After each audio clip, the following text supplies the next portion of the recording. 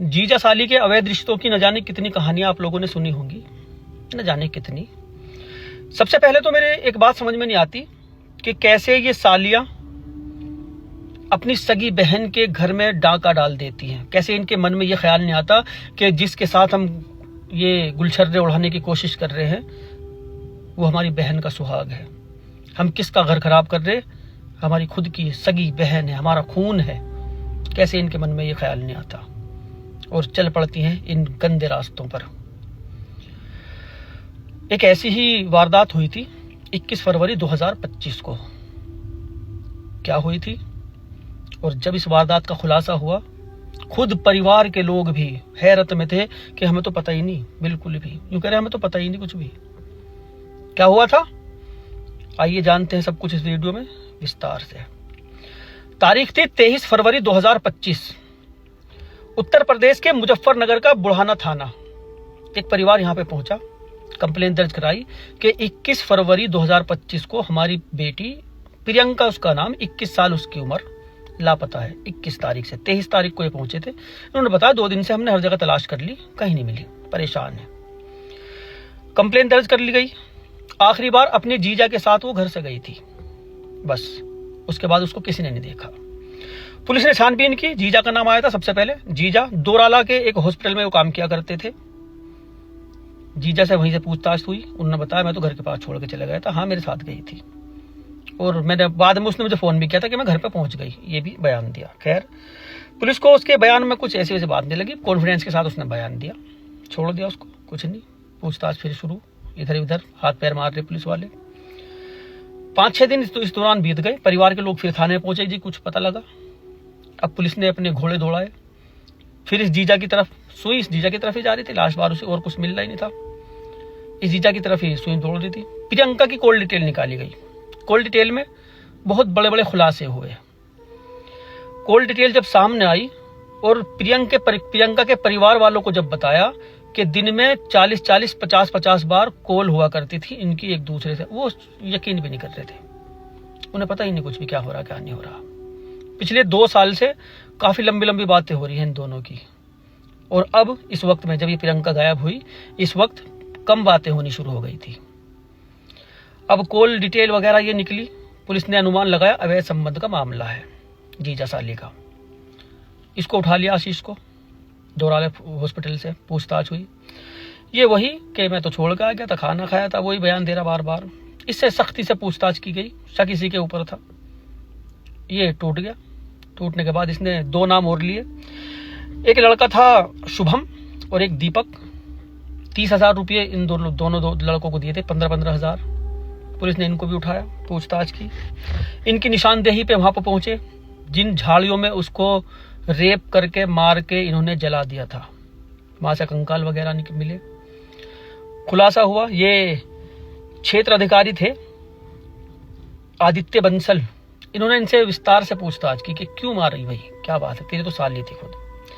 अब इसने बताया 2 साल पहले आशीष की पत्नी प्रेग्नेंट थी, साली को काम करने के लिए घर पे लेकर आया था। ऐसे ही बेवकूफ बहुत सारे लोग हैं, वो मुझे भी देख रहे हो, क्या पता कुछ तो, कि उनकी बहन बेटी प्रेग्नेंट है तो अपनी बच्चियों को घर भेज देते हैं, जवान बच्चों को, जाओ तुम काम कर लो। बड़े वाले बेवकूफ हैं वो, बहुत ही बड़े कसम से भेज देते हैं वहां। क्या बोलूं, तुम लोगों को बिल्कुल भी अकल मारी गई है, जवान बच्चों को दूसरे घर में भेज रहे। खैर ये काम करने के लिए आई थी। काम करते करते इनके अवैध संबंध शुरू हो गए। काम वाम निपटा, बच्चा पैदा हुआ, कुछ दिन और रुकी, उसके बाद ये अपने घर चली गई। फोन पे बातें होनी शुरू, मिलना मिलाना। जीजा था, घर कभी भी चला जाया करता था, कोई आपत्ति नहीं। साली कभी भी उसकी ऊपर बिठा के कहीं भी ले जाया करता था, कोई प्रॉब्लम नहीं। सब काम 2 साल से चल रहे थे ऐसे ही। अब प्रियंका, जो इसके बयान है, प्रियंका अपना हक मांग रही थी। जो दीदी को देते हो वो मुझे भी चाहिए। जैसे कपड़े दीदी को ऐसे कपड़े मुझे, जैसे गहने बीबी दीदी को ऐसे गहने मुझे, पत्नी वाला हक चाहिए। कई बार इसने पैसे भी भेजे उसको खर्चे पानी के लिए। कभी कुछ लाना होता था उसे, कभी कुछ लाना होता था तो उसके लिए पेटीएम वगैरह किया करता था वो। कुछ पैसे उधार सुधार लेके भी लोगों से दिए उसने। अब इस 3 चीजों से ये परेशान हुआ जब उसने धमकी दी कि मेरे पास वीडियो वगैरह, जो अश्लील वीडियो दोनों की थी, वो प्रियंका के पास थी, कि मैं ये लेकर थाने में चली जाऊंगी। मुझे हक चाहिए। अब ये इस चीज़ से ज़रा थोड़ा परेशान हुआ। इसका ही दोस्त, जहाँ पर ये हॉस्पिटल में काम किया करता था, इसका ही दोस्त है शुभम। इससे बताई इसने सारी आप भी थी कि भाई ऐसे ऐसे फंसा हुआ हूँ साली के साथ, और साली धमकी दे रही। शुभम ने कहा कि एक ही तरीका है, बस हटा दो रास्ते से। दोनों की सहमति बन गई। शुभम ने दीपक से मिलवाया। 30,000 में ये बात डन हुई। 40,000 का इसने पर्सनल लोन लिया, 30,000 इनको लिए, 10,000 अपने आप रखे, और प्लानिंग बननी शुरू। 21 फरवरी को ये ससुराल पहुंचा स्कूटरी पर। ये दोनों लड़के बाइक पर ये अलग खड़े हुए थे बाहर जंगल में।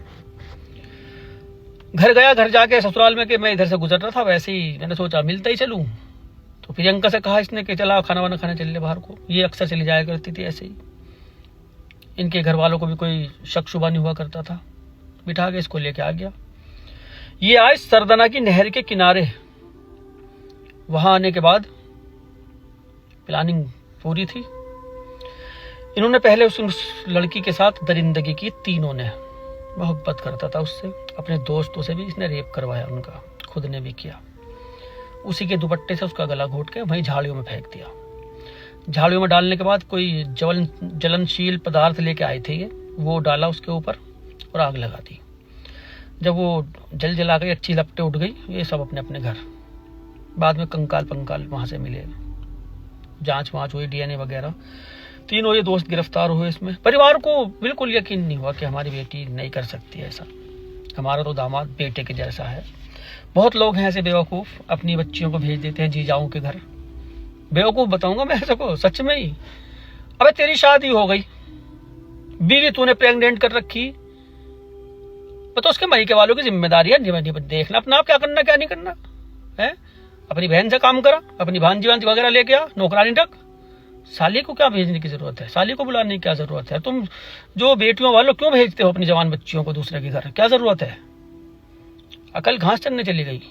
आज के इस दौर में जवान बच्ची किसी दूसरे घर में, उस घर में जहां तुम्हारी बहन के साथ तुम्हारी ही मर्जी से, तुम्हारी बहन बेटी के साथ तुम्हारी ही मर्जी से जो सब कुछ होता है वहां, क्या वो शख्स तुम्हारी बेटी के साथ करने के बारे में नहीं सोचेगा है? सोचेगा। ना भेजा करो, मान जाओ। अपनी अपनी बेटियों को अपने पास ही रखो।